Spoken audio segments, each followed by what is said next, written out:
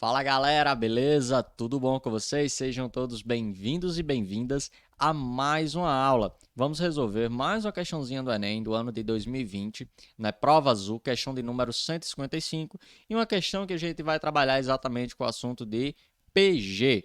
Resumindo, progressão geométrica, né? Vamos aprender nessa aula especificamente a encontrar um termo específico de uma progressão geométrica de uma PG. Se bem que para esse problema, não vai precisar tanto dos conhecimentos de PG. E eu vou mostrar para vocês. Mas eu vou trabalhar também com o assunto de PG na aula de hoje. Vou mostrar que também dá para resolver utilizando os conhecimentos de PG. Então, eu vou resolver essa questão de duas maneiras bem tranquilas para você, ok? Antes de mais nada, deixa eu te fazer um pedido bem rápido. Ajuda esse canal a crescer. Veja como é simples. Basta você deixar o like nesse vídeo, se inscrever no canal se ainda não é inscrito e compartilhar esse vídeo com seus amigos. Viu como é simples, assim como aprender matemática? É muito simples. Sem mais enrolações, lê o problema junto comigo. O artista gráfico holandês, esse nome aí que eu não sei pronunciar, ele criou belíssimas obras nas quais as imagens se repetiam, com diferentes tamanhos, induzindo ao raciocínio de repetição infinita das imagens. Inspirado por ele, um artista fez um rascunho de uma obra na qual propunha a ideia de construção de uma sequência de infinitos quadrados cada vez menores uns sob os outros, conforme indicado na figura. Pois bem, então você vai ver aqui a figurinha, tem um quadradão grandão e ele vai, né, seguindo-se infinitamente, né, vários quadrados. Então ele vai dizer aqui, o quadrado PRST, está aqui o grandão, PRST, com lado de medida 1, claramente, como a gente está vendo aqui, é o ponto de partida. O segundo quadrado é construído sob ele, tomando-se o ponto médio da base do quadrado anterior e criando um novo quadrado cujo lado é a metade dessa base. Ou seja, se o primeiro quadrado tem medida 1, o outro vai ter o quê? 1 dividido por 2, ou seja, 1 meio. O próximo, dividir por 2 novamente. Então, 1 quarto, como você está vendo aqui na figurinha. Resumindo, de um para o outro, está sendo multiplicado por 1 meio, que é o mesmo que dividir por 2. Tá? Multiplicar por 1 meio é o mesmo que dividir por 2, né? Que é exatamente o que ele está fazendo, né? Indo reduzir a metade. Reduzir a metade é dividir por 2. Ok, meu povo.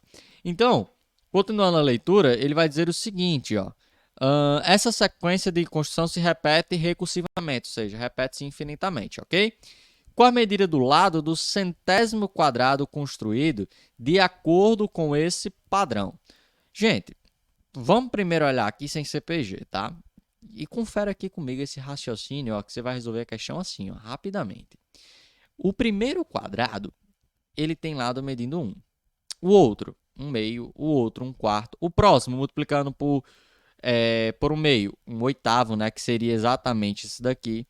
Gente, se vocês forem ver, o primeiro, ele vai ser o quê? Vai ser o quê exatamente? 1 meio elevado a zero. Como assim, Daniel? Deixa eu até mudar a cor da caneta para não, para até diferenciar, tá? O que a gente vai comentar. Como assim, Daniel? 1 meio elevado a zero. Veja, 1 meio elevado a zero é o quê? 1. Porque todo número com exceção do zero elevado a zero vai dar igual a 1. O segundo, 1 meio elevado a 1, né não? 1 meio elevado a 1 vai dar o próprio 1 meio. O terceiro, se eu fizer 1 meio elevado ao quadrado, vai dar 1 quarto. 1 meio vezes 1 meio vai dar 1 quarto. O quarto vai ser o quê? 1 meio elevado a 3. 1 meio elevado a 3 vai dar 1 oitavo, né? Que é 1 meio vezes 1 meio vezes 1 meio. Então, a gente já pode concluir que o próximo vai ser o quê? 1 meio elevado a 4. Então, veja, o expoente, minha gente, é exatamente o quê? A posição, né, daquele quadrado. Por exemplo, esse aqui que era o primeiro quadrado, né? Então, é a primeira posição. Então, é a posição do quadrado, o expoente, menos uma unidade. Como, por exemplo, aqui no segundo quadrado, o expoente foi 1, que é exatamente a posição 2 menos uma unidade. Da terceira posição, o expoente é 2, porque a terceira posição menos uma unidade dá 2. Então, lá na centésima posição, que é o centésimo quadrado como ele quer, seria o quê? 1 meio elevado à centésima posição menos uma unidade. E 100 menos 1 dá quanto, minha gente? 99. Então, lá no centésimo quadrado, o lado vai medir o quê? 1 meio elevado a 99. Gente, isso você vem aqui na alternativa e marca claramente a letra B. Agora que eu estou vendo aqui, né, na gravação, que eu estou sem, não coloquei a alternativa D e nem a E. Sem problema, gente. A alternativa certa tá aí, tá bom? Um errozinho aqui, relevem, tá? Mas tá aí a nossa alternativa certa, a letra B, tá bom? Então, 1 meio elevado a 99. Como é que a gente poderia visualizar isso como uma PG e por que isso é uma PG?